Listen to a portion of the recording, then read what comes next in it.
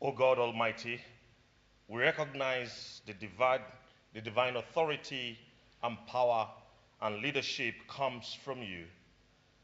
We thank you for the London Borough of Hillingdon, and we're grateful for all our people, for the peace, for the love, for the blessing that you have given to us in this community from over the years. Thank you for the head of our council, for his cabinet. We thank you for the opposition party, for the democratic services, and the collective councillors and the words they represent. We also thank you for all the civil servants that sees to the running of this beloved council.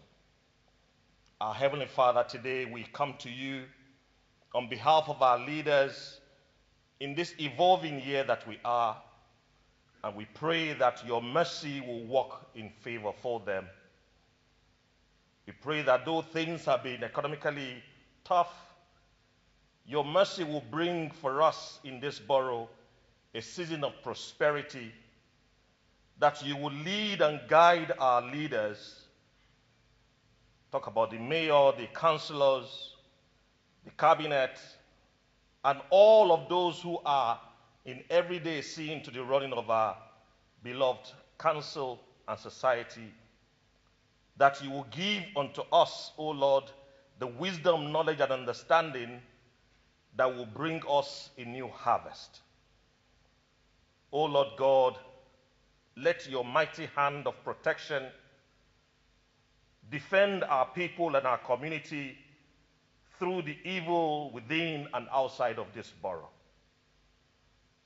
We welcome you that you will rekindle the covenant of righteousness, love, and kindness that established this borough when it was started in 1965.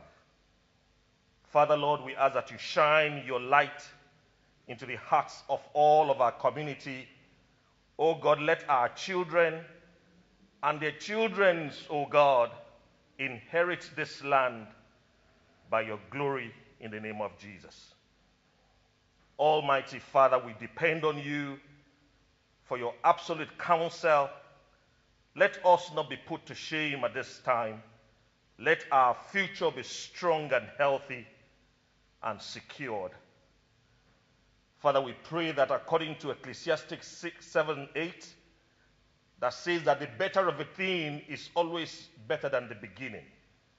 Oh God, let this year, by the time it runs out, be better, stronger, and more victorious for the London Borough of Hillingdon. All this we pray in thanksgiving, in the name of our Father, and through the Son, and through the Holy Spirit. Father God, we thank you that you will lead the deliberations of tonight in this council meeting. Let this evening be guided with unity of purpose. Let your peace reign and rule amongst us and the heart of everyone. In Jesus' mighty name we pray. Amen.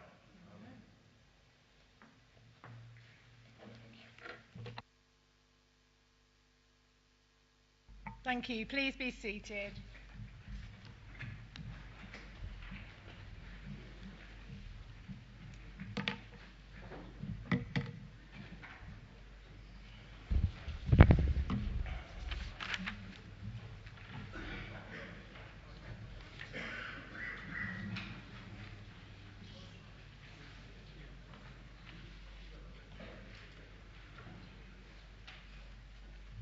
Thank you, and welcome to Hillingdon Council's meeting of the 14th of July 2022.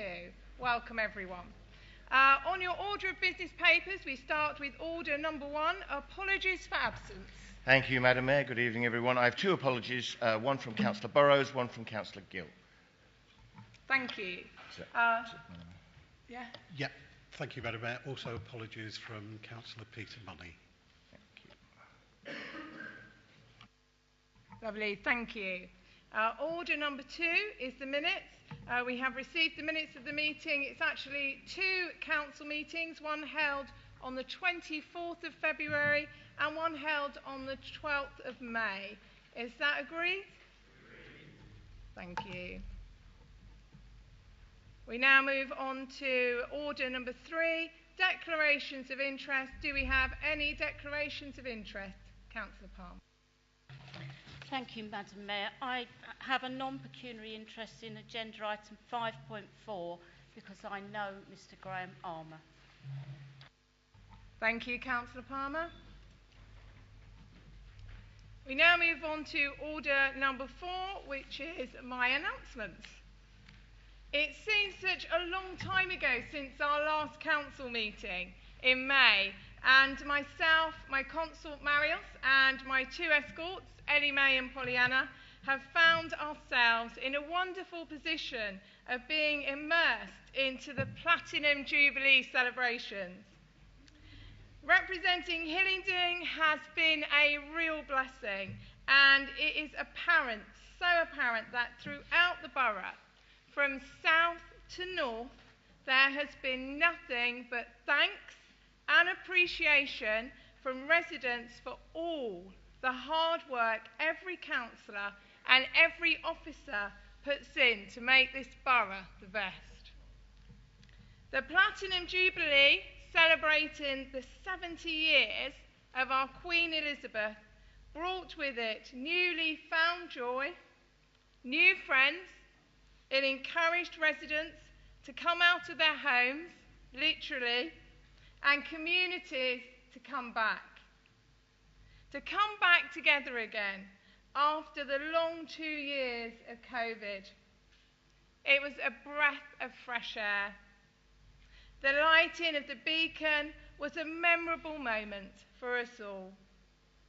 And with over 100 street parties, our staff, Joe and Sue, Andy and Chris, knuckled down into what we called Operation Platinum. And it was all done in what we now call the secret operations room. And the children love that when they come and the door's shut. We go, you can't go in there, it's a secret room. Everything works from there.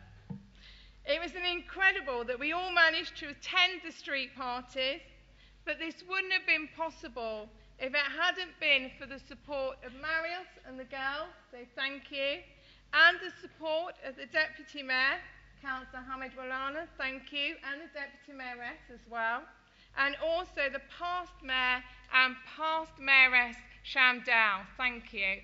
And also a thank you to all our councillors. I know many of you attended street parties across your street and your ward, so thank you. Together, we've lifted up Hillingdon Borough in this historical celebration. We have really enjoyed our time so far. We've done roughly over 106 events. Our favourite has been the school parlour visits and our school council debates that we hold in here with the children, as well as encouraging charities and supporting groups that come to visit. We've been visiting our care homes, who have really triumphed coming through COVID with a great resilience and a great growth. Chris and Andy have not only just had to have been drivers, but during the Platinum they've had to be bodyguards and they've had to be historians, and they've done a fantastic job. There have been so many memorable events and celebrations.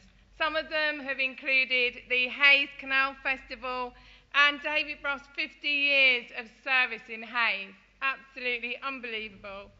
We've also visited Hillingdon and Harefield hospitals, encouraging and connecting people. In fact, on one trip in Harefield, we brought 3 patients together.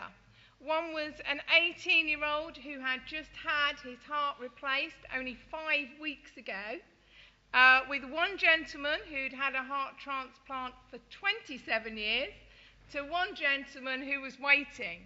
And by them all coming together, it really made a difference to their lives. We also hosted the interfaith groups in the parlour, which was a wonderful way of connecting all faiths together. And our thanks go to everyone who's been lifting us up in prayer. We know we all feel the joy in the parlour. We also applaud the work that the staff do here in the council, especially the project research and the libraries. Absolutely amazing. I recommend everyone has a look at project research. It really is fantastic. We have continued to work with Brunel University, with their volunteers and with our charities, and the charities have really enjoyed working with Brunel, but also have got some really good advice. As you're aware, our charities are the Daniela Logan Foundation and the Magical Marvellous Picture House. And we wanted to really embrace and support our charities, but at the same time also support Hillingdon with its businesses and its communities. So we came up with a great idea of hosting 4 to 5 large events over the year. And these events are multicultural, showing and embracing the diversity of our borough. We have managed to get businesses on board who have provided sponsorship, and that means that all the ticket cost goes to the charities. The first charity event we have, which I'm sure you all know, but just in case you don't, it is on the Friday the 22nd of July.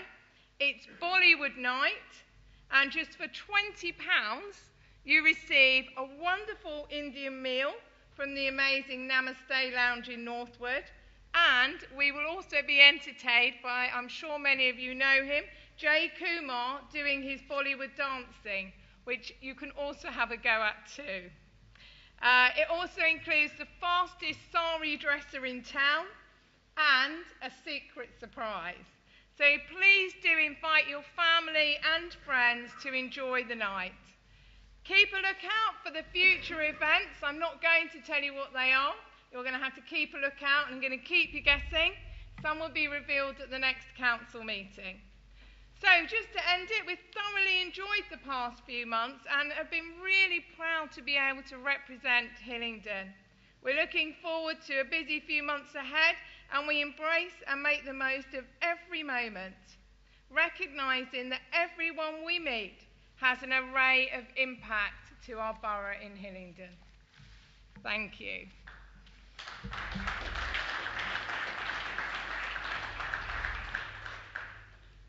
Okay, we now move on to the order of business, and we're now on item 5, the report from Head of Democratic Services, and we're going to be going to the leader, Councillor Ian Edwards.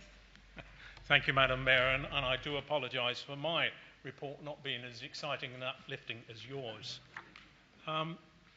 Madam Mayor, item 5.1 lists the decisions to be noted by Council made under the urgency procedures since we last met in May.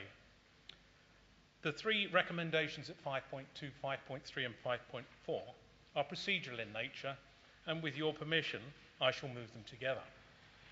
Item 5.2 proposes 3 changes to the membership of select committees. 5.3 brings into effect the amendment to Standing Order 15 regarding the adjournment debates, which was considered at the annual council in May. And 5.4 proposes that Mr. Graham Armour, who is present in the chamber tonight, be appointed as the Standards Committee independent person for a 4-year period to July 2026. I so move those recommendations. Thank you. Is there a seconder? Madam Mayor, I second and reserve my right. Thank you. Are there any other speakers? Is that agreed? Thank you. We now move on to order number 6, which is confirmation of Article 4, direction to remove permitted development rights in the parts of the borough. This is to be moved by Councillor Lavery.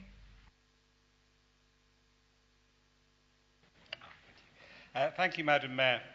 I formally move item 6 to agree the implementation of the Article 4 direction as shown on the order paper.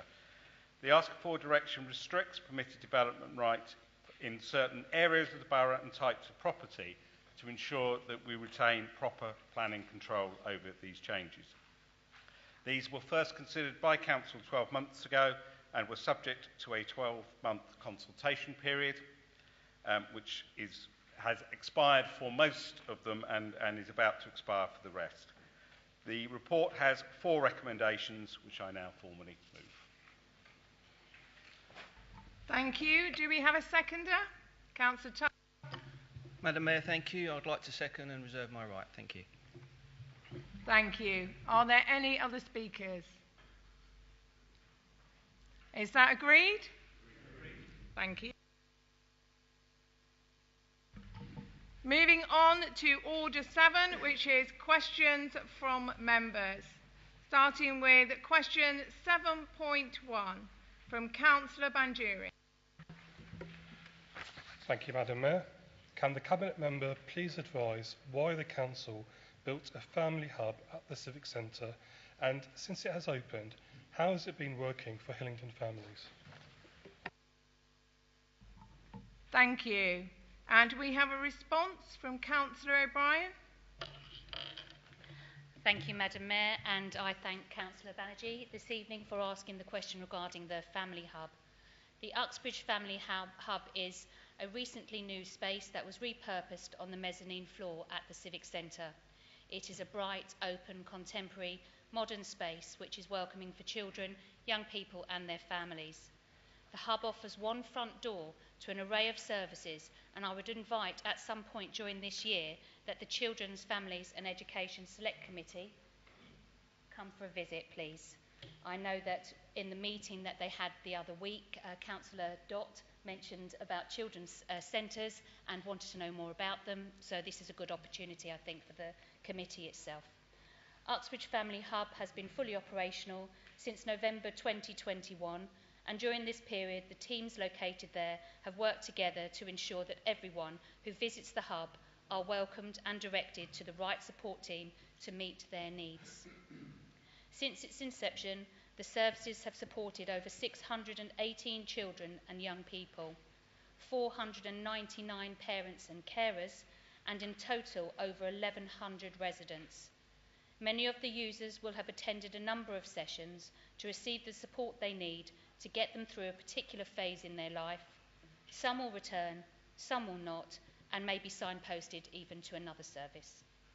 Family hubs are designed to be a means of providing an integrated family service through one access point. They provide families with children aged 0 to 19 and up to 25-year-olds for young adults with special educational needs, somewhere they know they can go if they need information, advice or guidance on family, relationship and other issues like parenting and small children and for parenting for small children and babies or adolescents. As when services are integrated effectively, they help users access additional support they had not realised that a child may even need. The Early Years Healthy Development Review Report, The Best Start for Life, led by Dame Andrea Leadsom, MP, who Councillor Palmer and I were very happy to meet and discuss her publication of the visions of the first 1,001 days of a child's life from conception to age 2. The review reports champions families' hubs as a place where families can access support in the early years of their child's life through the delivery of a local Start for Life offer, incorporating access to maternity, health visitors, primary care teams and early education providers, alongside supporting for parents and reducing parental conflict. The hub provides a base where services can outreach into the community and engage with residents in a way that best meets their needs, whether it's face-to-face or as an online offer. As a council, we are committed to ensuring that families and their children are able to access the right help at the right time, and the Family Hub enables this by providing local families with access to information, advice, support, and bringing together those wide ranges of services in an integrated way, including the Uxbridge Children's Centre, the Supervised Contact Service, the Adolescent Development Services, the Multi-Agency Psychology Service, and the Youth Justice Service.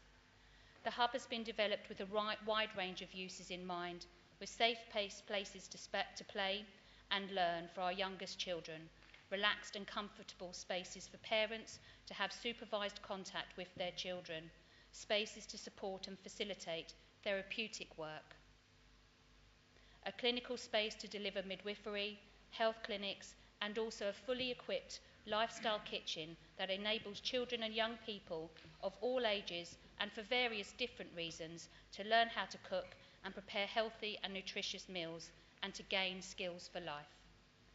The Family Hub does even greater role by not only providing access to council-run services, but also provides a safe space for children, young people and their families to access a broad range of services to support their health and well-being, delivered with our partners from the health and voluntary sectors. These include trauma and loss groups, which are delivered by maternity services, a drop-in stay and play session for hearing impaired children run by the SEND services, counselling services delivered by Barnardo's, and family group conferences supported by Daybreak. Additionally, social care officers regularly hold one-to-one meetings with young people in the hub, and the Children's Social Care Court team have started to use this space to deliver a workshop for parents. The hub has been a tremendous success in engaging with residents in a way that best meets their needs. Thank you, Councillor O'Brien. Do you have a supplementary, Councillor Banji? Thank you, Madam Mayor. Yes, I do. How is the Family Hub meeting the needs of all children and young people, for example, adolescents? Thank you, Councillor O'Brien. Thank you very much again, Madam Mayor, and thank you to Councillor Banerjee. So this is a good thing.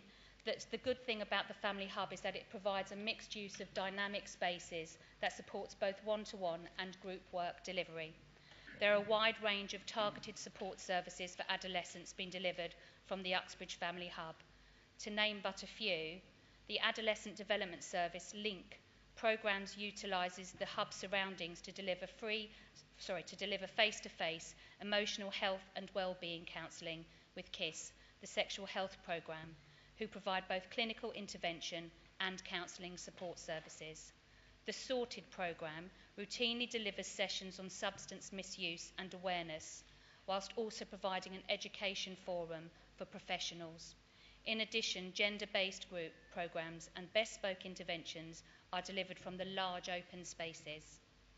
The hub is a fully functioning home kitchen, as I've just mentioned, and this provides tailored programme for care leavers, whereby individuals learn cooking, household budgeting, which is really important for our care leavers, and finances, and basic household maintenance skills.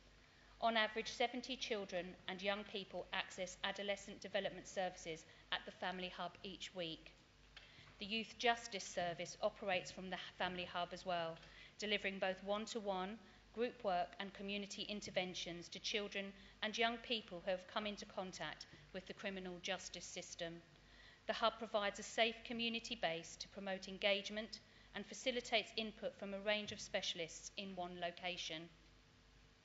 Utilising the resources available within the hub and the Youth Justice Service fulfills its approach to seeking justice for all by holding victim and offender conferences as well as reparation activities.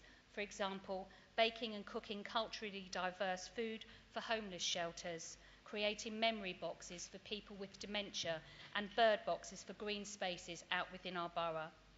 On average, over 30 children and young people access the Youth Justice Service at the hub each week. Children and young people who may have previously had to attend a variety of locations to access services can now do so in one space, which is safe, bright and welcoming. Thank you. Thank you, Councillor O'Brien. Moving on to question 7.2, submitted by Councillor Makwana to the Cabinet Member of Finance. Thank you, Madam Mayor. Could the Cabinet Member please provide an update as to the latest financial position on the dedicated schools grant? Thank you. Councillor Goddard. Thank you, Madam Mayor, and thank you, Councillor Makwana, for the question. The responsibility for local authorities to provide education on healthcare support to children who have been determined as having special educational needs and disabilities is defined by the Children's and Families Act 2014. Under this legislation, local authorities are obliged to provide such support potentially from birth up to the age of 25. The cost of this support, and indeed all other state educational activity, is dealt through each local authority's dedicated schools grant, or DSG for short. This grant, this fund, is ring-fenced, and the funding for the activities of the DSG are provided by the Department of Education. Ring-fencing means that to the extent to which expenditure exceeds the funding provided by the DFE, then the overspend, i.e. the deficit, cannot be met from a local authority's general fund unless specifically authorised by the Secretary of State. This is a provision of the Schools and Early Years Finance Regulations England 2020, and hence has the full force of law. Madam Mayor, there are no known instances where the Secretary of State has so authorised disapplication of this provision other than with the expressed agreement of a local authority. In the case of Hillingdon, the impact of the Children's and Families Act and the far greater general awareness of conditions such as autism has seen an explosive increase in our numbers of resident children with defined high needs. In 2014-15, this amounted to 1,503 children. By 2021-22, this number had risen to 2,855. Throughout this time, Hillingdon has fully and diligently met its obligations under the 2014 Act and has paid for this. Sadly, the DFE's funding formulas simply have not kept pace with this escalation, and as a result, Hillingdon's dedicated schools grant entered into deficit for the first time in 2016-17. Inevitably, the impact of the pandemic considerably inhibited our ability to take action of substance for a period in excess of 2 years. But by 31st of March 2021, the deficit on our DSG had risen to £25.4 million, and projections were indicating that without intervention, a peak deficit of £56 million would be reached by 2023-24. However, the following actions were initiated within the 21-22 financial year. Firstly, transformational measures were identified and instituted, which, when fully realised, will serve to reduce the deficit by £11 million over the next 4 years. These measures will see us return to an in-year break-even position on the DSG by 2025-26. And indeed, Councillor O'Brien will give further insight into this programme later in this meeting. Secondly, a safety valve agreement was negotiated with the DFE, which will see Hillingdon receive a repayment of £25 million from the DFE, 11 million of which has already been received, with the balance of 14 million to be received over the following 4 years.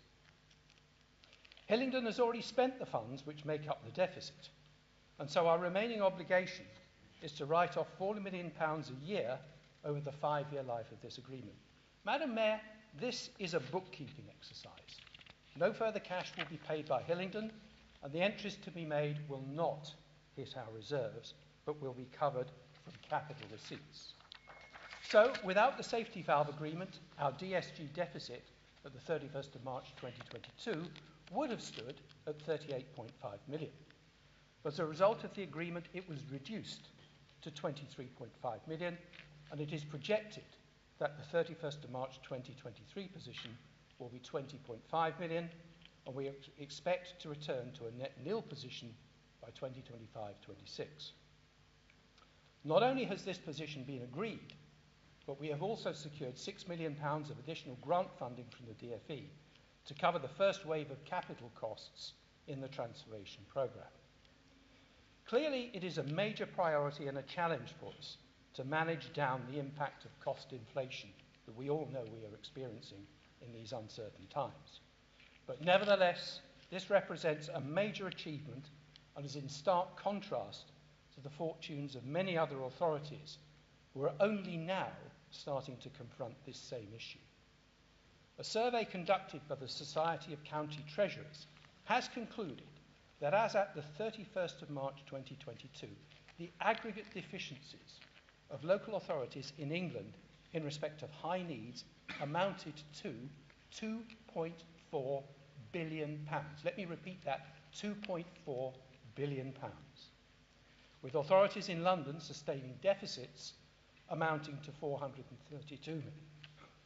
By the 31st of March 2026, the national aggregate deficit will have reached £3.6 billion.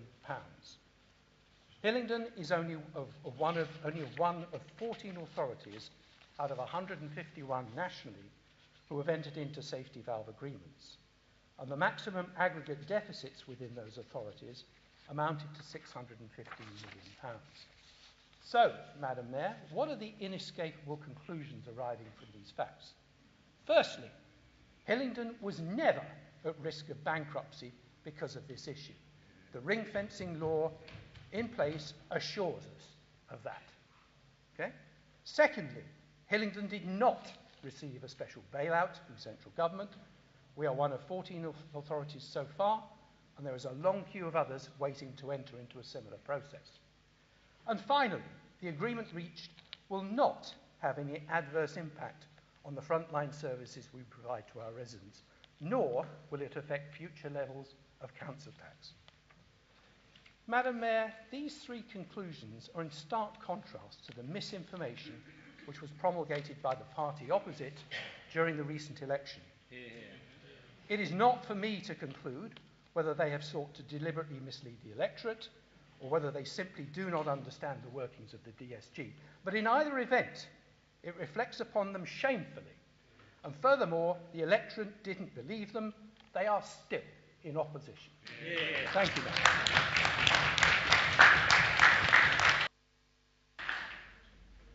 Thank you, Councillor Coddard. Do you have a supplementary, Councillor McGuana? No, thank you, Madam Mayor. Thank you.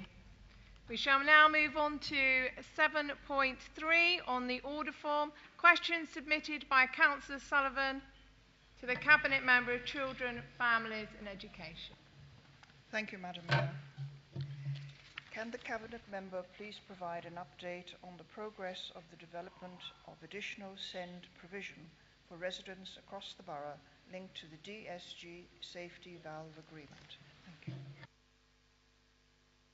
Thank you. Councillor Susan O'Brien. Thank you, Madam Mayor, and I thank Councillor Sullivan for asking the question regarding this Council's additional local SEND offer. I will add in my answer, there will be no numbers. To meet the needs of Hillingdon children and young people accessing education in the borough, not only will this transformational provision provide educational outcomes, but it will mean that our resident children will be able to access local services and be part of their local communities. This too makes financial sense as it reduces the need for pupils to access high cost, out of borough provision, and even in some cases reduces the need for travel transport. As part of the dedicated schools grant safety valve agreement, there are a number of projects underway to increase the local capacity, which include the following. The Eden Academy will be opening 2 satellite provisions on the Pinkwell School site from September 2022. The satellite units are for children with profound and moderate learning difficulties and will serve up to 16 primary places and up to 24 secondary places. The satellite schools will also have on-site a therapeutic provision to offer additional support and therapies appropriate to the needs of the student. In addition, in September 2022, the development of the post-19 SEND provision will increase at Orchard Hill Specialist College. The college is relocating to the Brookfield site in Uxbridge, and our adult education offer will move into new surroundings at our Civic Centre. Currently, Orchard Hill College provides 73 places in the borough, but this move will allow the college to increase its provision with an additional 30 places. This is an excellent example of how this council is investing in young adults with special educational needs to progress on their own life's journey, and an excellent example of how this administration are utilising assets to the benefits for our residents. Work will shortly start on the creation of a special school satellite located at Harefield Academy. The current residential boarding block will be replaced by Meadow High School's satellite site for September 2024. Meadow High is the only council-maintained secondary special school. It has 257 students on roll at the last census. Meadow High is currently being rebuilt with a permanent classroom structures and a new dining hall on its original site, and students are taught on 3 separate pathways to meet the individual mix of learning difficulties, be it physical, social or other needs. 65 students will move to the new Harefield site into brand new purpose-built classrooms and spaces, and the cohort will increase up to 90 students over time. The overall capacity for both sites will be 354 places when all work is complete, and this will provide up to an additional 98 special educational needs places. Further developments that are working through the pipeline are specialist resource provision places. These places provide specialist support for students to make progress in their learning, allowing them to take part in mainstream school settings, and they will be located at the following primary schools: Charville Academy, Ruislip Gardens Primary School and Woodend Park Academy. And Ruislip Gardens Primary School will also be home to a Special Educational Needs Assessment Centre in readiness for September 2023. This new provision supports the delivery of the dedicated schools grant recovery plan and is part of the Council's strategy for special school places that are now being programmed in all across the borough. This strategy is ambitious, aspirational and deliverable. It has fostered good relationships across academies and maintained schools and the local authority as we work together in the common goal to provide education for every child that lives in our borough. Thank you. Thank you, Councillor O'Brien. Do we have a supplementary, Councillor Sullivan? No, thank you, Madam Mayor. Thank you. We now move on to question 7.4, submitted by Councillor Gohill to the Leader of the Council. Thank you, Madam Mayor. Would the Leader please inform Council how the medium-term financial forecast is being impacted by the high level of inflation and how the Council is responding to the unexpected rise in expenditure? Thank you, Madam Mayor, and thank you, Councillor Gohill, for your question. The month 2 budget report that was considered by Cabinet last week showed that, setting aside the legacy impact of COVID and the unfortunate and unforeseen rise in inflation, our expenditure is on track with a minor underspend forecast at the year end. However, we cannot, of course, set aside both that COVID impact and the rise in inflation. Prudently, though, the Council's budget for 2022-23 incorporated a substantial provision for inflation at £12 million, a considerable increase from the level in recent years and the 4.7 provided for the previous year. But even this level of provision is insufficient to cover the inflationary pressures we are experiencing. The Council is working closely with its suppliers and partners to understand these inflationary pressures, and it is not agreeing to across-the-board increases. It is in our interest that our suppliers and partners remain solvent, but it is also in our interests, and our residents' interests in particular, that we do not embed permanent costs increases where the cost may well be transitory. And I'm thinking here particularly of commodity costs, which are expected to fall to former levels in due course. In these circumstances, temporary support may well be provided. COVID continues to have an impact on the Council's finances as its legacy impacts unwind much more slowly than anticipated. It continues to have an adverse impact on both our income and expenditure.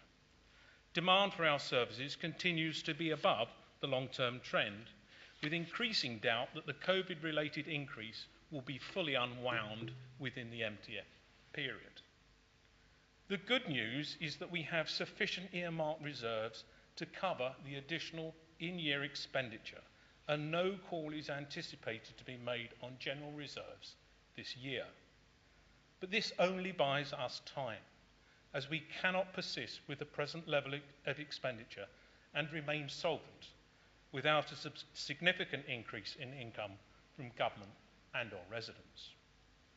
Whilst it is reasonable to assume government will provide additional funding to local authorities to help deal with the cost of inflation, it would be foolhardy to plan on this being provided pound for pound. Government has already terminated support for COVID-related pressures, and we must now manage those pressures ourselves. We are committed to be a low-tax authority, and there is much that we can and will do before we turn to our residents for more money. This administration has a track record of delivering savings year after year. On average, over £11 million of savings have been found each year for the past 10 years. And this not only needs to continue, but actually has to increase to around maybe £14 million per annum for the next 4 years. Our approach will not be to squeeze existing service budgets, but to change how we deliver services. I have said before how important it is for the Council to modernise. And the results of the staff survey undertaken in June confirm this, with only 1 in 3 of our staff agreeing that Hillingdon is a modern council. Also, less than half of our staff believe that teams within Hillingdon work well together to get the job done, which shows that inefficiencies continue to exist. I have previously advised Council of the £1 million in savings already achieved by reducing the top tier of management. Work has now commenced on the next tiers down, and we can expect to see further substantial reduction in management on costs moving forwards. This administration has the clarity of purpose and the confidence to drive transformational change. It will bring in the additional capacity and expertise to achieve this at pace. By the end of this administration, the Council will look and feel differently from within. It may also appear different to residents, but the services and support that they need will continue to be delivered. I can anticipate the charge being made that it will amount to cutting services, but this should not be the case. We will be protecting our frontline services, but possibly changing the way our residents receive them. And I make no apology for this, as they will be getting the same outcome, but a lower and sustainable cost. Residents can be assured that this Conservative administration will not duck the difficult decisions ahead, and that it will remain on their side, putting our residents first as we make the changes necessary that will maintain our reputation for sound financial management, low taxation, and delivery of high-quality services that residents have come to expect this council. Thank you once again, Councillor Gohill, for your question.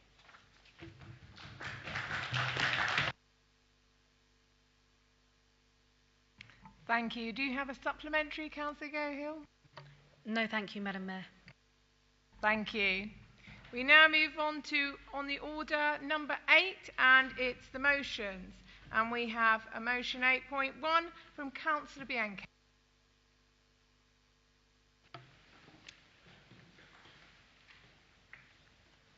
Thank you, Madam Mayor. The Mayor of London is currently consulting on his plans to expand the ultra-low emission zone, otherwise known as the ULEZ, to the Greater London boundaries, which would include this borough. It is my simple contention that if it is expanded to include this borough, it will simply be a tax on our poorest residents. I would guess that if I were to ask for a show of hands from the people in this chamber tonight, who I would regard as reasonably affluent, asking those with non-compliant vehicles to raise their hands, very few hands would be raised, if any, as most of us would have vehicles that pass this test. This, however, would certainly not be the case if the same question was asked of our residents or those who come to the borough to work. However, before anyone accuses this administration of not caring about the air quality of this borough or the health of our residents, let me be quite clear that this council remains fully committed to improving the air quality of this borough, especially having one of the country's largest air polluters, Heathrow Airport, situated within its boundary. What this motion and the Mayor of London's proposal highlights is his complete ignorance of life in the outer suburbs, somewhere he rarely visits, and Hillingdon, where, to the best of my knowledge, he has never actually visited. Out here, we depend on our cars to get to work, or take our children to school, or go shopping, as there is precious little public transport, and what there is designed to take people in and out of the centre, not around the borough. Furthermore, there is a constant flow of people from outer-lying boroughs across the border into Hillingdon for work and other activities which will be impacted by this proposal. This impact will not just hit the council, but our partners such as the NHS and schools and the wider business community too. The Mayor's answer to these fundamental problems seems to be encapsulated in three themes. Firstly, he plans to improve public transport. Secondly, he suggests he will expand his scrappage scheme for old non-conforming vehicles. And thirdly, he wants to encourage people to walk or cycle. Let's examine his three suggestions a little more closely. The Mayor's first suggestion on improving public transport seems, to be polite, far-fetched.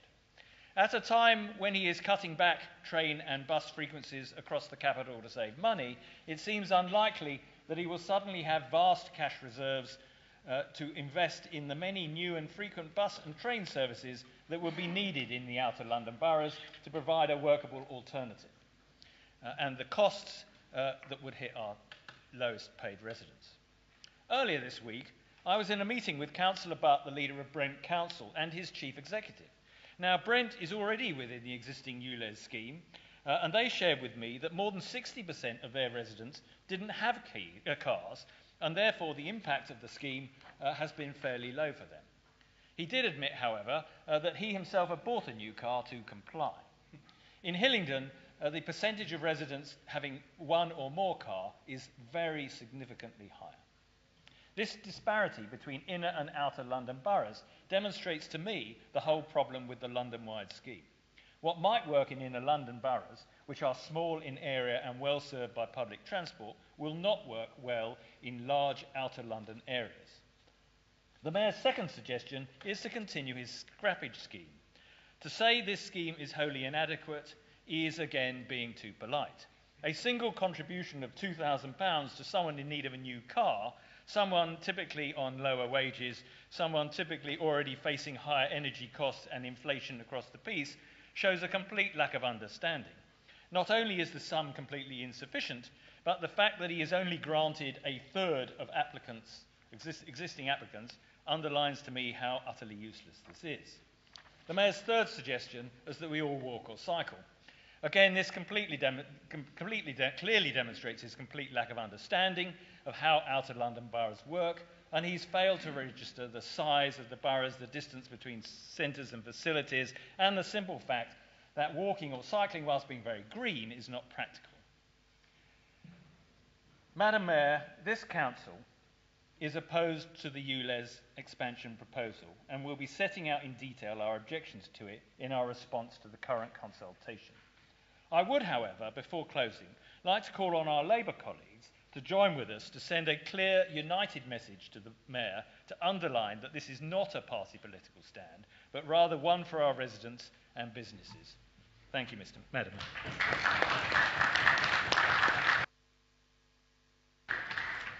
Thank you, Councillor Bianco. Is that seconded? Madam Mayor, I formally second and reserve my right. Thank you. Are there any other speakers? Councillor Gohill?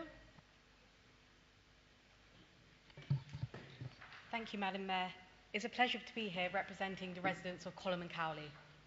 Madam Mayor, it was only 2 weeks ago when the Evening Standard revealed that the Labour Mayor of London is currently paying nearly 600 members of staff over £100,000 per year, at the sum of £59.7 million a year to TfL. At the same time, the Labour Mayor is axing 22 routes across the bus network and has already reduced the frequency on many routes, including the A10 that runs through my ward, Colham and Cowley, much to the dismay of residents. Why do I mention this? Because at a time when we desperately need further public transport in Hillingdon and London to offset car usage and to improve our air quality, the Labour Mayor continues to cut our services.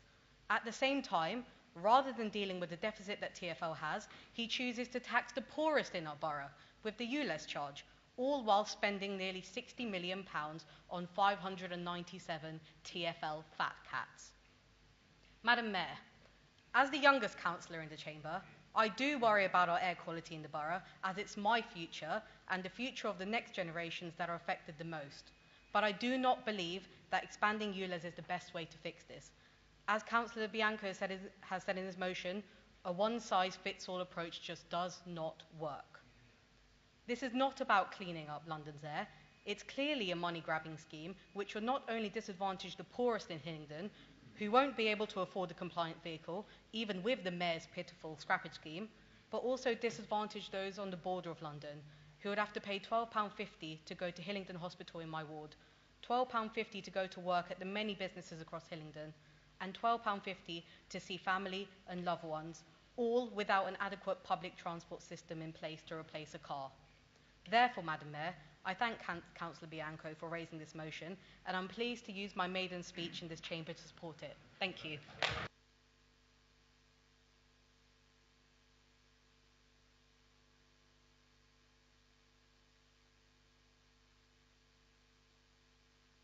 Thank you. Councillor Curling. Thank you, Madam Mayor. Air quality is something that we're all committed to improving, and in Hillingdon we have a long history of cross-party work on this issue. Whether it's through our planning policies, our climate emergency measures, or our steadfast opposition to the third runway at Heathrow. We also have a long history of our political groups speaking out against national or regional government decisions that conflict with the best interests of our local residents and businesses. Therefore, the Labour Group will be supporting this motion, and in doing so, we recognise that the problems around air quality and the health impact that it has is a serious one, and one that needs action on all fronts. Outer London, particularly boroughs like Hillingdon, are more akin to the home counties rather than central London. Indeed, as some of our boundary road signs proudly announce, we are in Middlesex. Much of what's good common sense for central London doesn't make any sense at all here in Middlesex. Having said that, the problems of air quality are the same, but I believe the solutions should be different. Personally, I don't sign up to the idea that you can pollute as much as you like as long as you pay for it, or the idea that anyone without the finances to buy a new car should be financially punished, especially during a cost of living crisis with inflation at a 40-year high and energy prices escalating out of all control. In a large geographical borough with limited public transport, particularly running north to south, and many of our residents reliant on care workers who are on low pay and need their cars to do their jobs, as well as many residents making a living in the private hire minicab industry, and residents in general who need their cars to go about their day-to-day business, the extension of the ULEZ is the wrong solution for this important problem. We welcome the Conservative Group's recognition of poverty and low pay in our borough, and we hope that this is one of many issues that they will champion, particularly with some of the draconian policies that the wannabe Prime Ministers are touting to their party members. And whilst we appreciate that there is a leadership battle going on nationally, and if the rumours are true locally, we also welcome the Conservative Group's U-turn on not being a lobbying council. And as such, we are happy to support this motion. Thank you, Madam Mayor.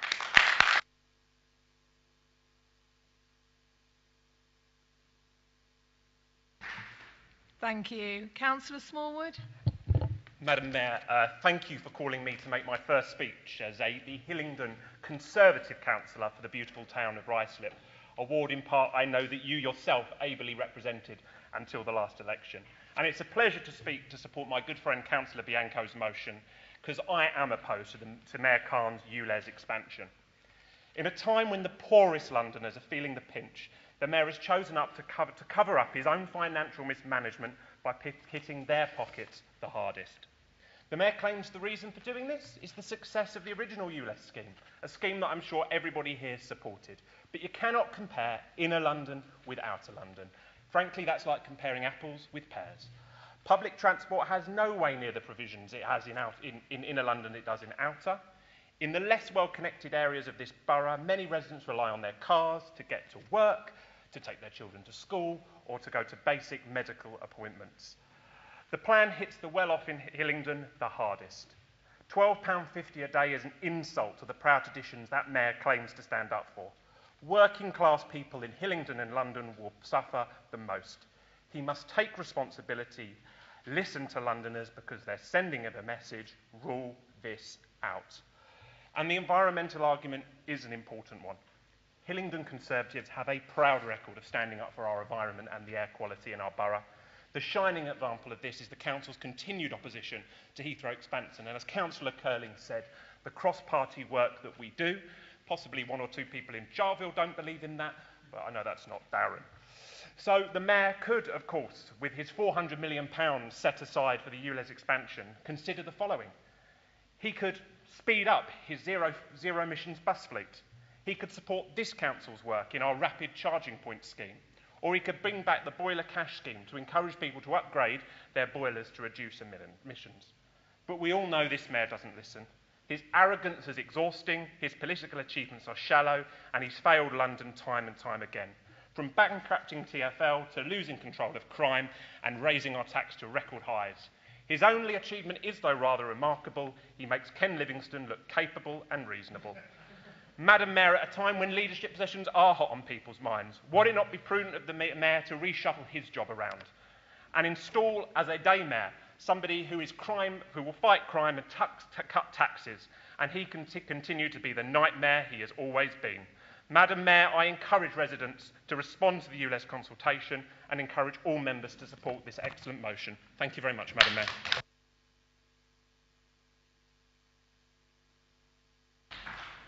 Thank you. And we now go back to Councillor Avery with the right to reply.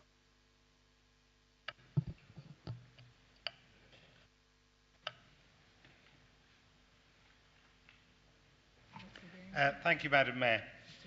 I will keep my contributions to tonight short on the basis that my new colleagues have eloquently made most of the points that I would have made. This proposal is a poorly thought out attempt to plug the hole in TfL finances at the expense of our residents and those who visit this borough for work or social reasons, and those who use our high streets, a matter we may well come to later on. At £12.50 a day, for those who can least afford it, that is a substantial cost to them, and they will respond by not visiting. I am keen to improve air quality and for us to be carbon neutral by 2030, and I do have cabinet responsibility for these matters, and this administration will deliver on its promises in these areas, but not at a cost of imposing further costs at this time on our residents. The burden of this charge will be most acutely felt by vulnerable residents who will face huge additional costs and will not have the funds to acquire a newer vehicle. My colleagues have already referenced the differences between inner and outer London. We are different in terms of the distances travelled and the public transport linkages available. Zone 1 mayors do not understand this key difference, and there has been no attempt to improve public transport links in outer London. There is a small exception to that. We do now have a north-south bus link funded by S106, because that's the only way that you can get any money out of TfL. But given TfL's finances, I don't see any more of those coming. I'm pleased that the Labour group are going to support this motion, and I do hope that all councillors will individually write to the Mayor to emphasise the depth of feeling in Hillingdon against this proposal. I support the motion. Thank you, Councillor Lavery. If there are no other speakers, okay, Councillor Bianco, the right to... Thank you, Madam Mayor. Well, I'll be brief, as we have unanimity. That word was almost the hardest of my entire speech. This borough does remain committed to our green agenda, as my colleagues have reiterated. This ULEZ proposal is a step too far and is not suited to this part of London, and we must oppose it. And I share with Councillor Lavery his suggestion, his recommendation, that we all write individually as well as collectively to oppose this proposal. The Mayor needs to listen to us. It would be even nicer if he came to visit and see for himself. And if anyone on this side has any influence with him, please do invite him. We'd like to meet him and love to show him the issues that are outstanding. Madam Mayor, thank you. Thank you, Councillor Bianco. We will now go to the vote in a show of hands. If you can vote those in favour, please raise your hand. Fantastic. Thank you. You can put your hands down. Those against? No, so we shall move the motion. We now go on to the order sheet and motion 8.2 from Councillor Curling, please. Thank you, Madam Mayor. I move this motion in recognition that the Stop and Shop scheme was brought in some time ago by the previous Conservative leadership. It was introduced because the administration of the day recognised that local businesses and the local economy is a vital part of our wider community, and in order for our residents to thrive, we need a thriving and vibrant local economy. The right to be a customer of local businesses in Hillingdon is not some sort of territorial right on where you live or whether you hold a Hillingdon First card. Our local businesses deserve a council that does everything it can to enhance the local economy and encourage people to come from far and wide so that they can spend their money in our borough and thereby contribute to our local economy. Over the years, there has been petition after petition from residents and local businesses to have a stop and shop scheme in their local town centre or their out-of-town shopping parades. And these schemes have been extremely popular, and I'm sure with the help of many, have helped many local businesses attract trade from those passing by who can park free for 30 minutes by simply pressing a button and getting a ticket. No payment, no fuss, no confusion.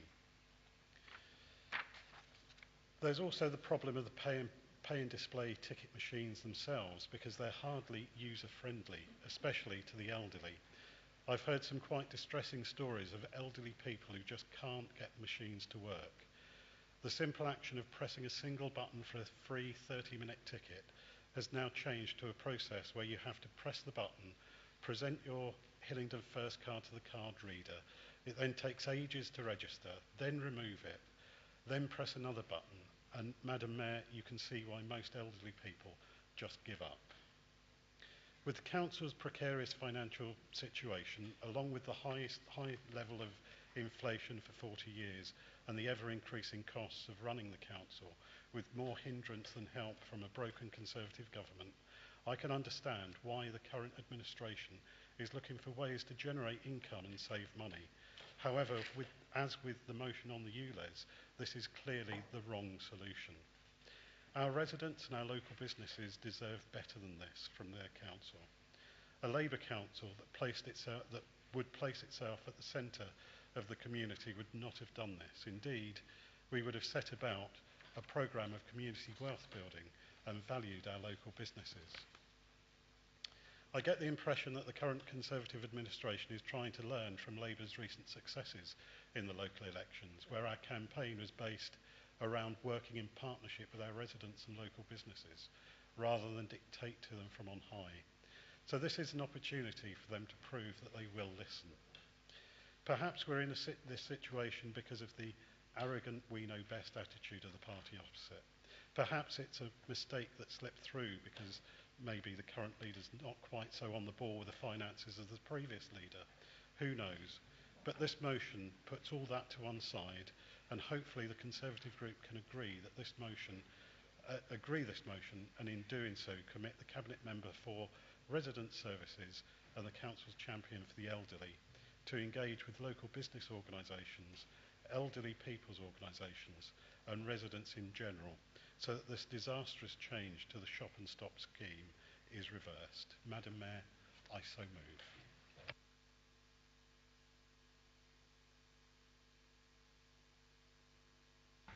Thank you, Councillor Canning. Is this seconded, please? Madam Mayor, I second and reserve my right. Thank you, Councillor Mathers. Are there any other speakers? Councillor Punjal?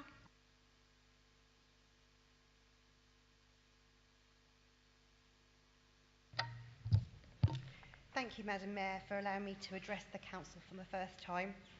Madam Mayor, the Stop and Shop scheme was part of the Council's Total Approach Plan in 2016 that was focused on intelligent regeneration, making a real difference rather than going for quick wins. The crucial part of the scheme was to encourage visitors from outside of the borough to be able to stop and shop in our high streets for 30 minutes without incurring charges. A quick stop for a coffee, something to eat, or pop to the bank, for example, was made easier and indeed encouraged people to stop and shop. High street businesses across the borough really benefited from the scheme as Hillingdon Council made sure parking was not an issue. As a local business owner, I can relay this from my own customers, colleagues, family and friends, as I'm sure you all can as councillors. Madam Mayor, it is extremely clear, since these parking charges were introduced, that residents both north and south of the borough are extremely unhappy. Businesses are complaining of its significant impact on trade, and what was once a lure to stop and shop has now become the signpost to drive through. We are in a cost of living crisis where people have less disposable income to shop on our high streets, and following the COVID pandemic, where high street businesses suffered huge losses and even lost their businesses, it is our responsibility as members of this council to ensure that we are working to provide opportunity and enable our high streets to thrive, not punish them for staying alive. So a council that is able to put in place intelligent regeneration must use its intelligence to analyse negative feedback on this revision and realise that this quick win solution for the council is at the detriment to the people of Hillingdon. Madam Mayor, in order to support the growth of our business in our high streets across Hillingdon and to encourage our residents to once again stop and shop, I urge the council to reconsider these parking charges and support this motion enabling visitors to park for free. Thank you.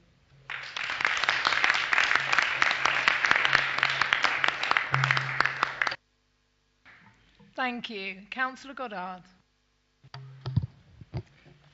Thank you, Madam Mayor. I speak in opposition to this motion. The simple reality is that our motivation for the removal of the first 30 minutes of parking for non-residents is driven by a desire to minimise the cost burden that falls upon our residents, and surely, given the current pressures and cost of living, that has seldom been more important or more relevant. This action was included within the consultation budget, which was issued in December 2021, and indeed also in the final budget presented by me in February of this year. Furthermore, it was not commented on or challenged by the opposition in their, I might add, defeated budget amendment at that time. The simple reality is that this measure, as framed, contributes a total of £690,000 of income to our current year annual budget.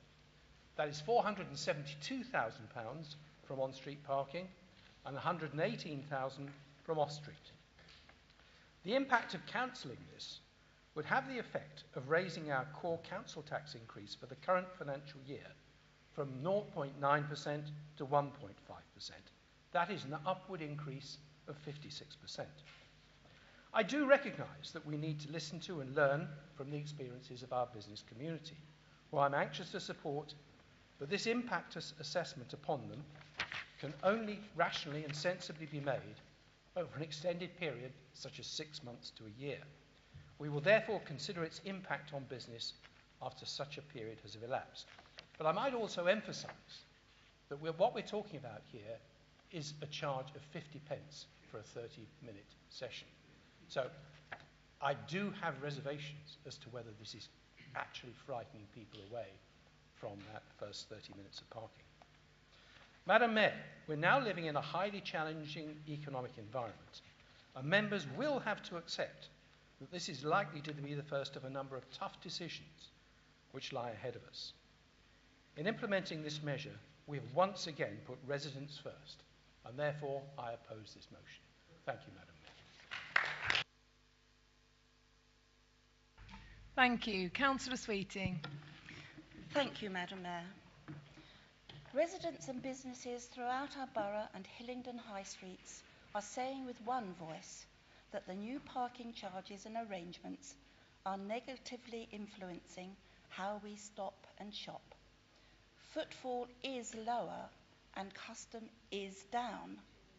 Not only are the ticket machines proving to be difficult to use and temperamental, isn't technology absolutely wonderful? Not always. But prices have risen significantly, and the half-hour free parking for non-residents has ceased. And Hillingdon residents are finding that they now have to use Hillingdon First cards to deliver their free half-hour, very confusing. The council thought that charging non-residents for parking in our high streets to shop would bring in substantial cash to shore up the council's finances. However, this wheeze has backfired, as not only has this cash cow not moved very much and brought forth huge amounts of financial cream, but it has also taken away custom from our already financially battered high streets and from the pockets of our residents, who are themselves very bruised and battered by this rising prices tsunami.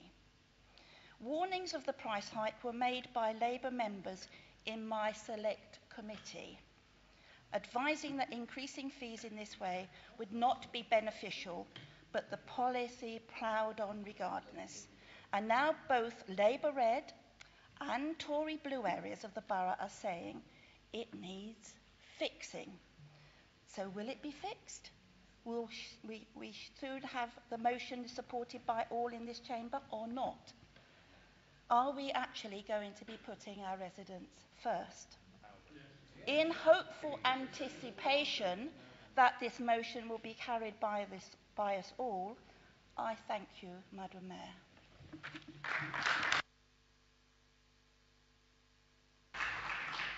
Thank you. Councillor Cawthorne. Thank you, Madam Mayor. Firstly, a bit of history. I suspect a little known fact to most people in this chamber. Many years ago in Cabinet, I pressed for 30 minutes free parking for Islip High Street. That's not the machine, that's in Cabinet. And I have to say, against the advice of the then Cabinet member and his officer team, that Cabinet member is long gone from this authority many, many years ago. Fortunately, Councillor Puddifoot sided with me, which of course trumped everything, as it usually did. So half an hour duly started in Reinstate, and it was rolled out across the borough to wide acclaim and a resounding success. One of the hallmarks of Residents First, and it's played an important part in building the strength of our distinctive brand in this borough, a feature of which has been lower charges than neighbouring local authorities. So, Madam Mayor, we need no lessons on this side of the chamber on the importance of an appropriate charging regime to help keep our high streets thriving, with a decent range of quality goods and services which are readily accessible, not least after the upheavals of the last 2 years, and taking account too of changing shopping patterns which are driven by consumers. Madam Mayor, we are in frequent dialogue with our traders in Ruislip, and I'm sure that goes for many of us across our wards, as it should, given the part our businesses play in the community and the local economy. But there is always a balance to be struck between doing this and wider fiduciary duty, and there can be some fine judgments along the way against the backdrop of significant inflationary pressures which we're hearing about. Cabinet has made an undertaking to keep this matter under review based on evidence of the impact of these changes, which I'd expect us to be doing as a matter of course. Madam Mayor, I've spoken before in this chamber about the importance of select committees playing the critical friend role in holding Cabinet to account, which is the right and proper way to do this, rather than directing Cabinet now in this arbitrary way and may perhaps end up limiting the full scope of what action they can take.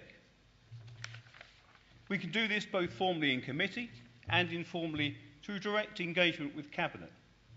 And while this motion is neither necessary nor appropriate, let there be no doubt that if in due course evidence indicates there is a compelling case for making changes, we won't be shy in saying so. Madam Mayor, knockabout in the chamber, which is the small change of local politics, is one thing, if you like that sort of thing, but really this motion serves no other purpose. In the end, this all comes down to following due process. Madam Mayor, we oppose the motion.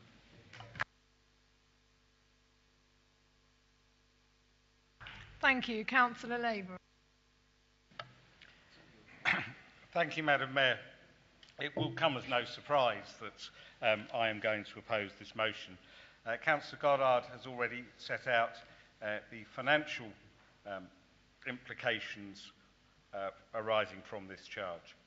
I also note that the motion comes up with a rather novel suggestion for how the council should set its fees and charges, being determined by others rather than the council. I'm not sure any administration would agree to that. I also, if my recollection is entirely correct, note that neither that Labour voted for this as part of the budget and certainly didn't reference it in their amendments back in February. Our residents continue to get 30 minutes free parking using their Hillingdon First card, an achievement that this administration is very proud of. The machines do have clear instructions, and if there are issues with them, those do need to be reported to council officers, and we will investigate and ensure they are working correctly. As part of my portfolio of responsibilities, I have high streets as well as parking charges now, so I will carefully review the impact of these changes on our high streets with evidence, and I say with evidence. It is too early yet for us to be clear on the pattern of what will emerge, but they will be reviewed as part of the build of the budget of next year, when we will review all fees and charges. We will be making it easier to pay for parking by introducing pay-by-phone parking, but we will be maintaining preferential parking rates for our residents. I oppose the motion.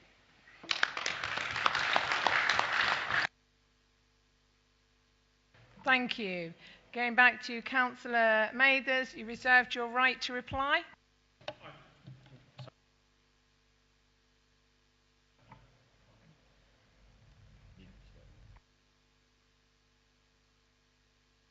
Sorry. Councillor Edwards. Thank you very much. I will have louder jazz hands next time. Madam Mayor, this motion reveals a lot more than it probably intends. We agree that, regrettably, it has become less convenient for our residents to obtain free pay and display parking tickets now that they have to use their Hillingdon First card. But this will soon be greatly alleviated once, as we have heard, the option of pay by phone is introduced. And yes, we will, as we has always done, review any change to ensure that it delivers the intended outcome. But that is where our agreement with this motion ends. Although the motion suggests that alternatives to this charge exist, it is a binary choice. You either levy it or you don't. And if you don't, it begs the question of how do you recover the lost income? The failure of the Labour motion to propose an alternative means of raising that income shows once again their irresponsible approach to finance. But I'm not surprised. The only plausible alternative is to raise council tax, as we've heard from Councillor Goddard, or maybe increase a different fee or charge. Either would mean our residents having to pay to provide free parking for non-residents. Clearly, Labour are not on our residents' side. They do not put them first. And let us not forget that this change has been in the public domain since early December. In the months before our budget proposal was finalised, we heard much from the opposition about the need to better consult on it. And it now seems as though their time would have been better spent actually reading it rather than lecturing others on to do so. And most surprisingly, well, certainly to Labour it seems, they not only voted for this charge when they voted for our budget, but they also put it forward themselves when they included it in their own budget proposal.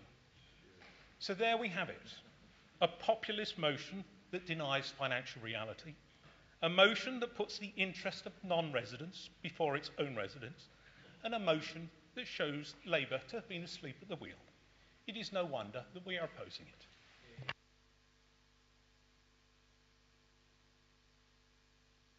Thank you. Councillor Mathers, you reserved your right to reply. Thank you, Madam Mayor.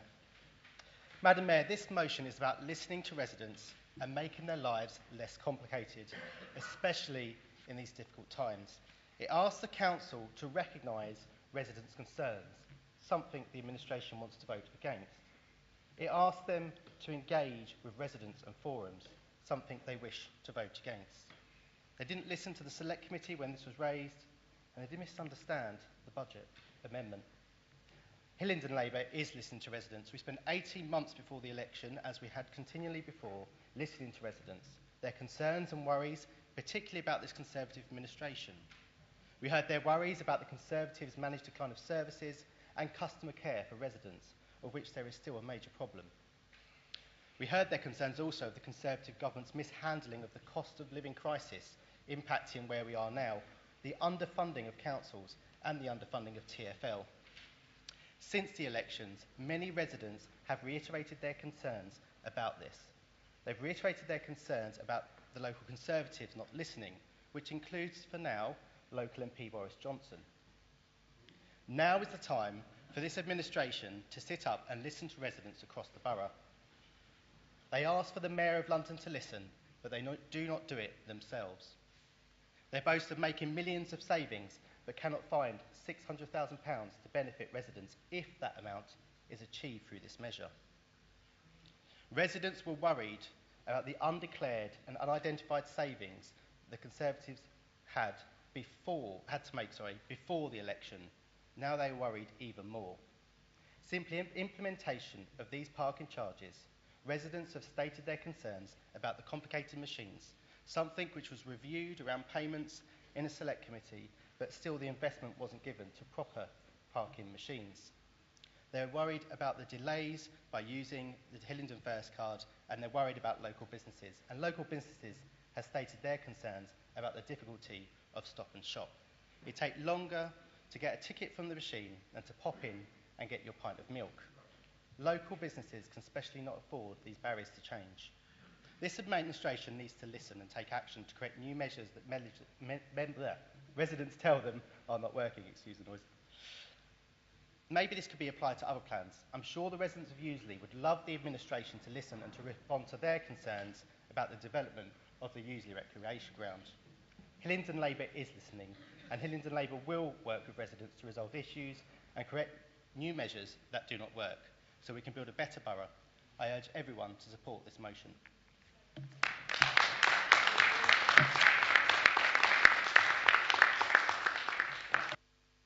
Are there any other speakers before I call Councillor Curling? No? Thank you, Madam Mayor. As ever, I'm not surprised by the decision opposite, but I am disappointed. I doubt whether the 690,000 saving will actually happen, because the experience so far, and it's only been the change has only been implemented for a matter of weeks, but so far, all the reports that I'm getting from across the borough is that the local businesses are losing trade because people are now just not bothering to stop and shop, and that, whether they are Hillingdon residents or not, they don't really want the hassle of what they've got to go through to just nip in and buy a bottle of milk. So I don't think the savings will, or the income will actually happen. I would also like to point out that most local business owners are residents as well, and this stop and shop scheme was really to help the local businesses. So okay, we put residents first, but we don't give a damn about the local businesses. Is that where the administration is coming from this time round? I would welcome the support of the party opposite, but obviously not going to get it. However, I do look forward in 6 months' time, or maybe at the next budget setting meeting, for this to be reversed, because like always, when anything Labour suggests that's a good idea, it's rubbished by our colleagues opposite, and then 6 months later they implement it. So I look forward to the 6 months' time when they when they implement our idea. Thank you, Madam Mayor.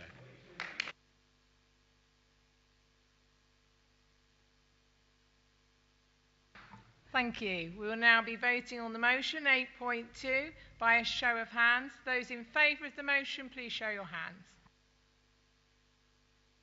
Thank you. Those against the motion? Thank you. I can confirm that the motion has not been passed. Move on Sorry, to Madam order Mayor, can I bring a point of order, please? Councillor Nelson West, as you're using abusive language, and it's been the 5th time tonight I've witnessed it. Please, can we take action on this? Thank you. I haven't actually heard any abusive... So from where I'm sitting, I can hear the language under his breath thrown as a cough. I do not appreciate to hear it, and I think it shows a great disrespect to yourself. Thank you. Hold on a minute. Let me just have order.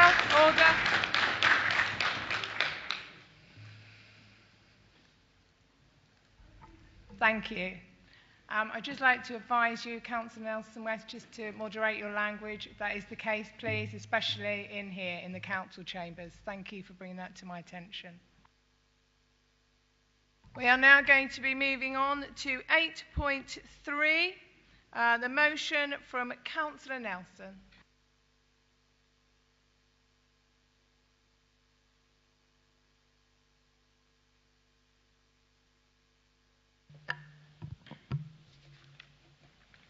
Thank you, Madam Mayor.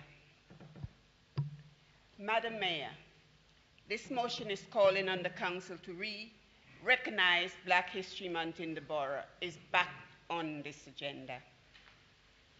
The Council decision to remove the activities of Black History Month in 2007 as a standalone cultural activities in the borough. It is a deliberate denial of Black communities' contribution to its growth and progress over many generations. For this reason, we are calling on this Council yet again to not only recognize but to reinstate Black History Month with effect from October 2022. With all due respect, I would like to challenge fellow Conservative councillors, including Councillor Lewis, regarding his previous address to this Council and his reasons for voting against reinstating Black History Month activities. This is an event that used to take place once a year in the month of October. Councillor Lewis comments on the great late Martin Luther King Jr. and compared the state of racism in America society to Hillingdon. To measure inequality and racism in this way is highly inappropriate because the society and experience of Black people are totally different. For example, gun laws in America are not the same as in the UK. Therefore, crime statistics will reflect this. However, that does not mean that because we have less race crime, do we stop honoring Black History Month? Regardless of what this Council's opinion may be of American society, since the death of the late Martin Luther King Jr., Black Americans have seen progress. It is a fact that Black History Month has been and continue to be celebrated every year, beginning at the White House. After many years of campaigning, the Windrush statue was unveiled at Waterloo this year.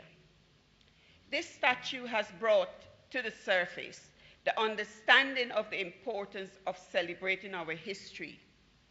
It is a timely reminder for reflection and inspiration to Black communities as an education tool in local boroughs and schools.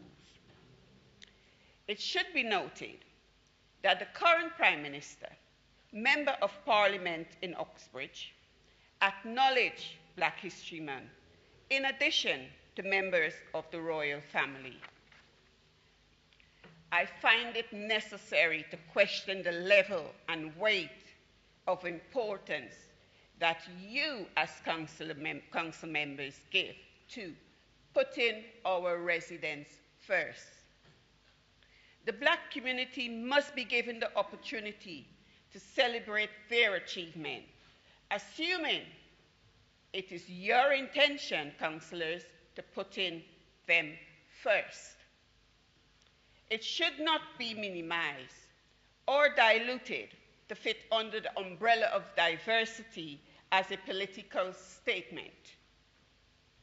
Madam Mayor, sadly, many of the Windrush generation are no longer with us, but Black History Month and the Windrush statue is a celebration of their contribution and achievement during their lifetime in communities all across the United Kingdom. On their behalf, we must dig deeper, we must look closer, and we must think bigger. Because it is time, Council, it is time to reinstate Black History Month in the London Borough of Hillingdon. It is time. Thank you, Mayor.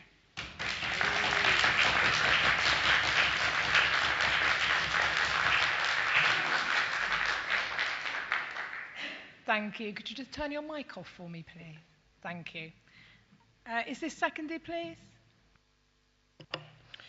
Thank you, Madam Mayor. The purpose of Black History Month is to raise awareness of past injustices, sacrifices, and equality for the Black community. Also, this is used as an opportunity to remember the huge contribution that African and Caribbean diaspora have made to the British society.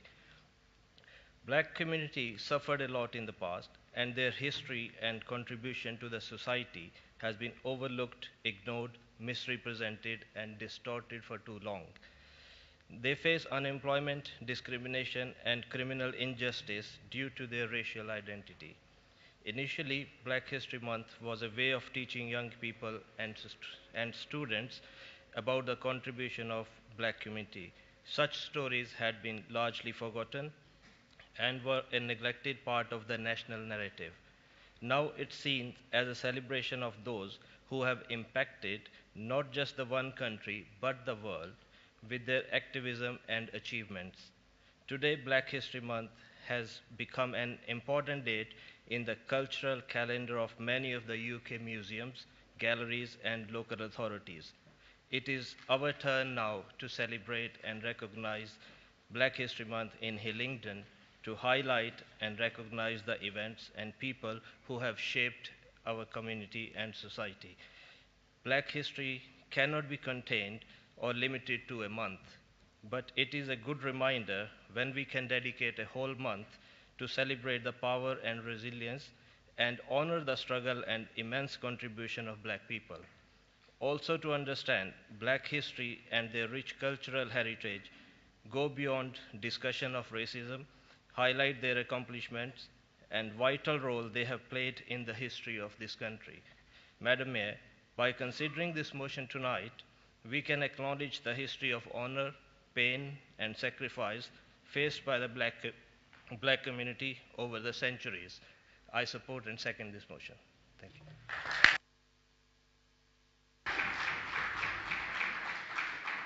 Thank you. Councillor Sweetie. Madam Mayor, I ask you to read very carefully the simple wording of this motion. It merely states that this council recognises Black History Month.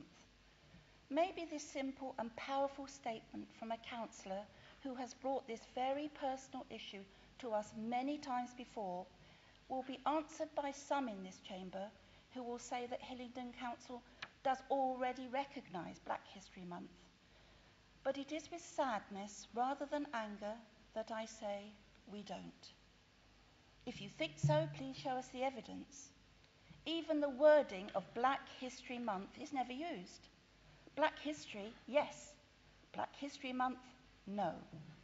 Nor is the month of October, when Black History Month is celebrated and commemorated by councils nationwide, commemorated in Hillingdon. So I ask that from now on we do indeed recognise openly and with pride Black History Month this October and for Octobers to come, with events and celebrations. For Black history is, as Theresa May said some time ago, British history. London councils of all political hues recognise and celebrate Black History Month. These include Conservative councillors such as Wandsworth and Westminster, yes, who celebrated Black History Month in the past, with many events and celebrations, and where they will continue to do so as new Labour councils. Conservative Prime Ministers May and Johnson have also celebrated Black History Month by saying in separate statements over the years that it provides a fantastic opportunity for us all to recognise the outstanding contributions people with African and Caribbean descent have made to our country. However, Hillingdon Council, unlike many other London boroughs and councils up and down the land, has decided that mere lip service to our black community is enough. It isn't. So once again I say, please recognise Black History Month with pride and some vitality, with events and celebrations in the month of October, so that those with that heritage know that they are valued, and all of us are educated to know their unique contribution to our community and to our nation. Please, Hillingdon Council, make the word recognise have some meaning and have some bite. I thank you.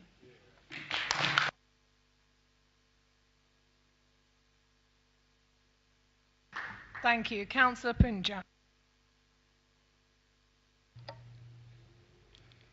Thank you, Madam Mayor.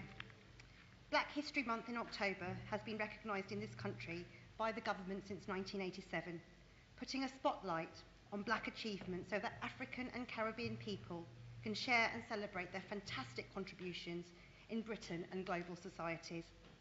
The opportunity to break down racial barriers and integrate our communities is vital, and continued engagement with history helps give context for all communities for the present. Therefore, any council who is in governance for the whole borough and its residents would wholly recognise that Black History Month brings significant value to its local people. It is no longer good enough for the council to retort the tokenistic gesture of we celebrate all diversities year round, but do nothing to inspire our African and Caribbean communities, and continue to ignore this well-celebrated festival of black achievement. It is not up to us, whose identities have not been affected by slavery and racism, to determine what should and should not be observed. Our unconscious bias cannot give us the right to eliminate this education of black histories from our communities. Councils across the country have found that engagement during Black History Month leads to positive impacts, yet Hillingdon Council chooses to abstain. Madam Mayor, in agreeing to this motion statement, this day forward, the residents of Hillingdon can look forward to a full calendar month of Black history activities, proactively organised and supported by the Council across the borough. This year, the focus of Black History Month in October is health and wellness. Post-pandemic, Madam Mayor, I feel this is a good place to start. Thank you.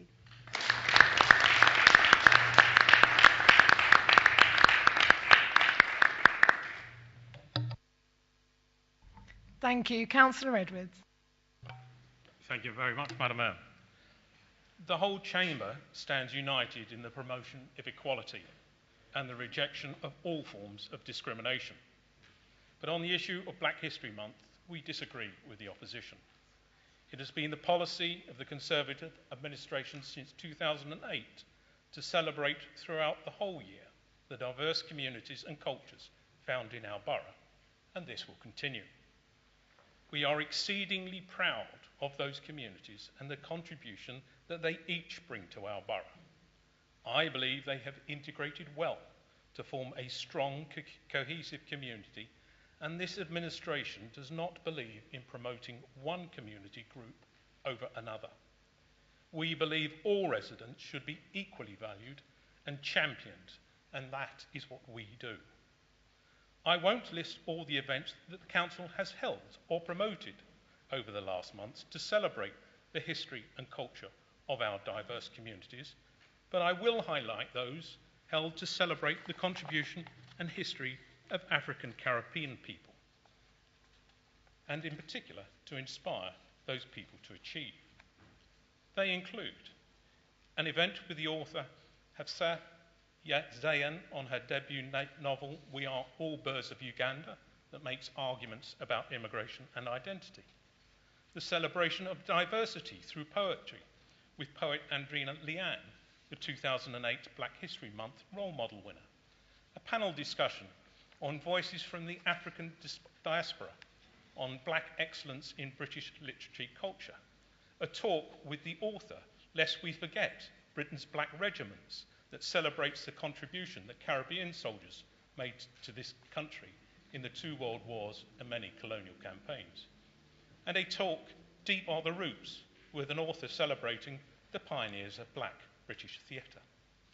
At the risk of repeating myself, this administration does not believe that we should educate our residents for a month every year about the contribution that black people have made, but we should celebrate and educate throughout the whole year. And that is what we have been doing, and that is what we shall continue to do. Madam Mayor, this side of the chamber will not be supporting the motion. Thank you. Councillor Corr.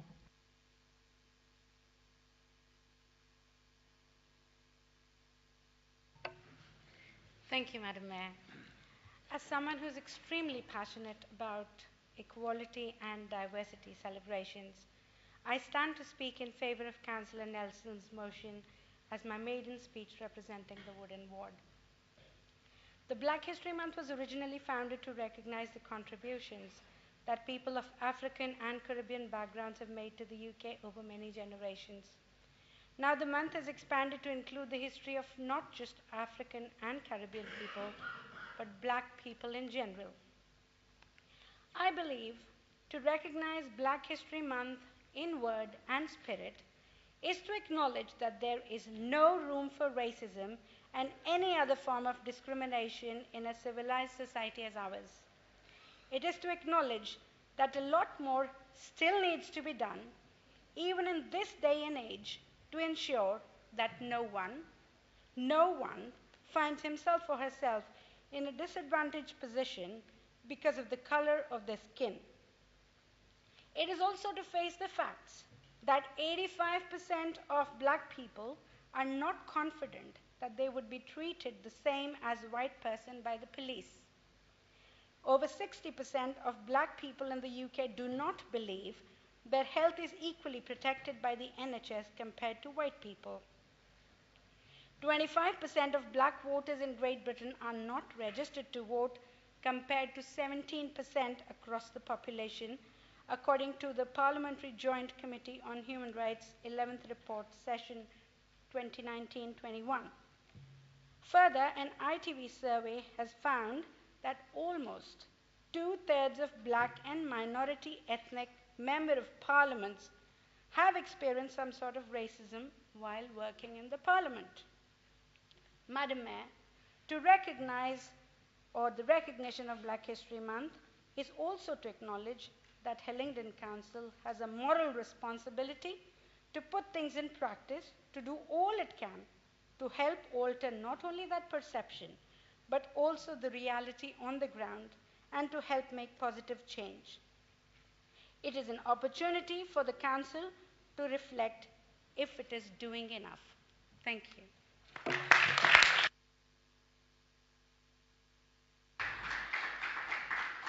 Thank you. Are there any other speakers before I call Councillor Nelson? No? Councillor Nelson. Thank you, Madam Mayor. It's such a shame, really, that this administration doesn't understand the importance of Black History Month to our community, does not understand what the celebration of it is all about in October to our community. and yet still continue to ignore the calls by our residents who comes to us and keep asking us, why is it that this council does not celebrate our history? The leader raised issues about poetry, dance. How is this getting out to our community? How is this resonate with our community? Where is it advertised for our community? So, ain't nothing that you say can reassure me in any way that you take our history seriously. That's a real shame. And I will continue, as long as I am a councillor here, to bring this issue every time to this chamber. And shame on you, just shame on you. Thank you, Madam Mayor.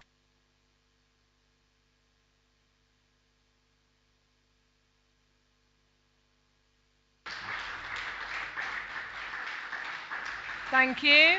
We will now be voting on 8.3 on the motion from Councillor Nelson. We will have a recorded vote. Thank you, Madam Mayor. Perhaps for the benefit of newer members and members of the public alike, I'll just summarise that. Voting in the Chamber is generally done in three different ways. There's a general agreement, such as we did earlier on the minutes. There is a more formal show of hands, such as we've done on the previous motions. And then there is this, which is a named vote. And in the named vote, I will call on each member in turn in alphabetical order, starting with you, Councillor Abbey. Not yet.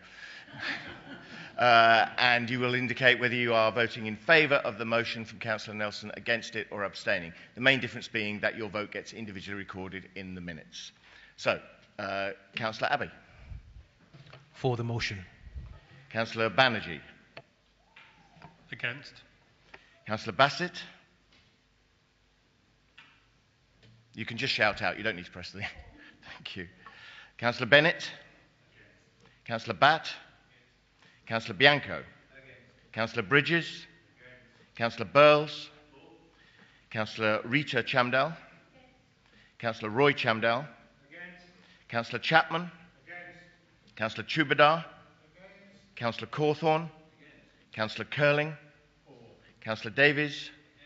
Councillor Dennis. Councillor Dott. Councillor Edwards. Councillor Farley. Councillor Gardner. Councillor Gaelic. Councillor Garg. Councillor Goddard. Councillor Gohill. Councillor Higgins. Councillor Islam. Councillor Judge Dott.